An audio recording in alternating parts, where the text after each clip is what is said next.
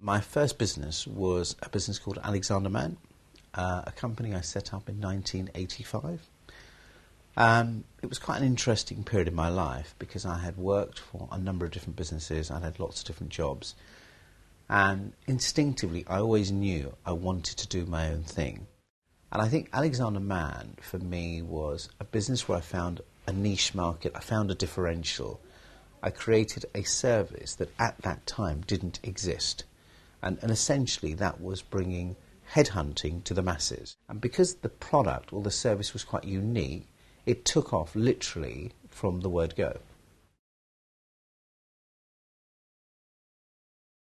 When you grow up in an environment where day in and day out, you see a parent, a brother or a family member in a business situation, you start to create your own views and illusions of, my perception used to be, my dad had freedom, he could do what he wanted, when he wanted, he was the master of his own destiny, he would live and die by how good or bad he was. And I quite liked that whole theory. It was all about having the ability to craft your own journey.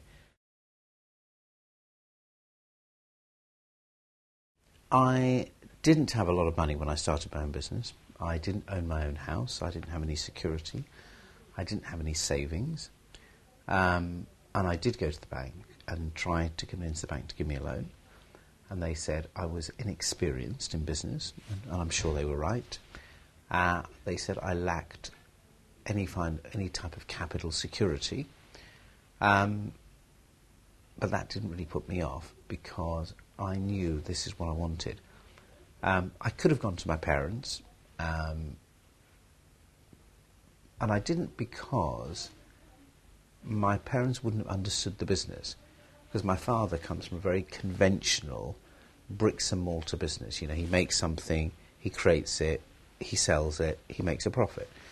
So the concept of service businesses like insurance or banking or recruitment, I remember trying to explain to him that, Dad, I'm going to place this person in a job and you get 30% of his first year salary. So he said, what? So if you place somebody at £75,000, they're just going to write you a cheque for 25 grand. I said, yeah. He said, no. On my way back to work, feeling quite depressed, thinking, got turned down again. And I'm reading this form and it says, if you get a gold credit card, you open an account with a bank, you get £10,000 overdraft facility. I mean, how does that work? How do they just give you 10 grand unsecured? That word kind of stuck in my head, unsecured. So I filled the form out, sent it off. 10 days later, I get the card in the post, and they say, oh, could you nominate a Lloyds Bank branch that you have to go in and open the account? So I went in, filled out the forms, opened the account, and then I get a letter saying the account's open and you've got a £10,000 overdraft limit. So I thought, that was easy, wasn't it? So I rang Barclays and said, have you got one of these as well? They said, yeah. So I said, can I have one of your forms? So I opened one with Lloyds, one with Barclays, one with NatWest, and basically got 3 credit cards and got £30,000. It took me a long time to get to a position of feeling I'd made it. Because as an entrepreneur, I think what drives you is fear. Although that's the complete opposite to what you see, because when you look at successful entrepreneurs, you think what drives them is their confidence, their optimism, etc. But actually, I think deep down inside, every entrepreneur that I know is driven by the fear of failure. Because most entrepreneurs, I think, are quite practical, quite realistic. And, I think we are surrounded by people who fail. And I know certainly for me, every year as I was building my business, I'd almost be surprised I was still there, because you kind of expect it to go wrong. So I think even though the business, it was probably 10 years, I think, down the line that I genuinely felt, and the business was probably making $5 million a year. But I was always conscious of the fact that in business you must never believe that it lasts forever. You must never get complacent, because any business that becomes complacent and thinks it's arrived, it's on its way down. I think for me the biggest challenge would have been in 91, where we set up the business in 85, so 6 years of really good growth. Everything was working, the market was brilliant, we were making a lot of money, the business, it was like a graph, the line just went one way. And then, because the recruitment industry is so correlated to the economy, so when the economy is doing well, the service sector does well. When the economy takes a nosedive, the service sector and recruitment automatically mirrors it. And come 99, the market was going into recession, the stock market was coming down, the economy took a blip, and all of a sudden, something I'd never experienced before, calling customers and they're saying, James, you're the last guy I want to speak to. I'm laying people off. I'm not looking to hire. And you ring the next one and the next one and you think, I don't believe this. It's like everybody's gone for lunch at the same time.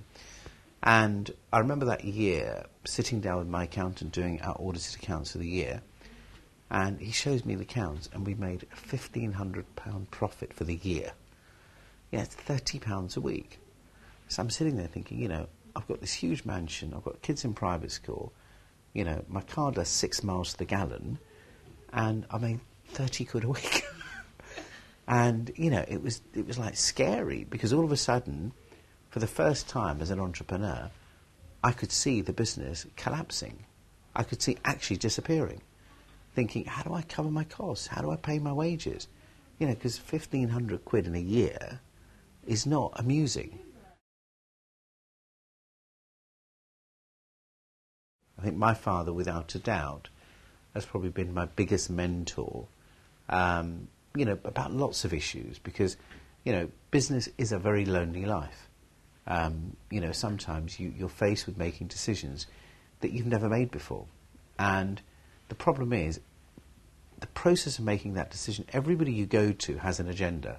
And, my father, I always found him to be very balanced, non-judgmental, and would say it as it is. And he was the only one who really didn't care about how I felt. He wouldn't tell me because that's what I wanted to hear. He would just say, I think it's wrong. And I don't think you should do it.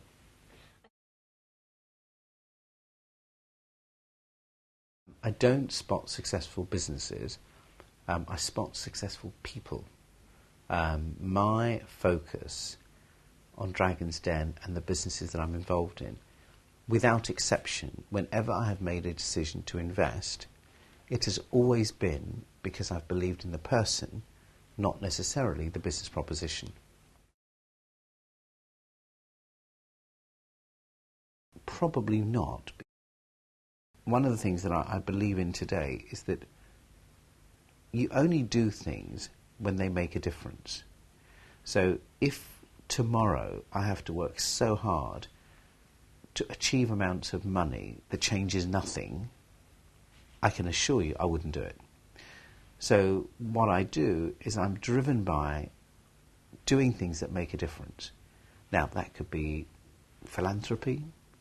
It could be investing in somebody in Dragon's Den, where if you look at some of the investments I've made, some of the successes that those people have achieved have really changed their lives. And I think as an entrepreneur, that's an enormous buzz. When I, woke up in the morning and I picked up the mail and there was a kind of huge article on Peter and Chopbox, because we just landed this huge contract, there's got a picture in the papers and he's on the phone, he can't believe it. That's far more exciting, far more rewarding, than maybe because I've made X amount of money.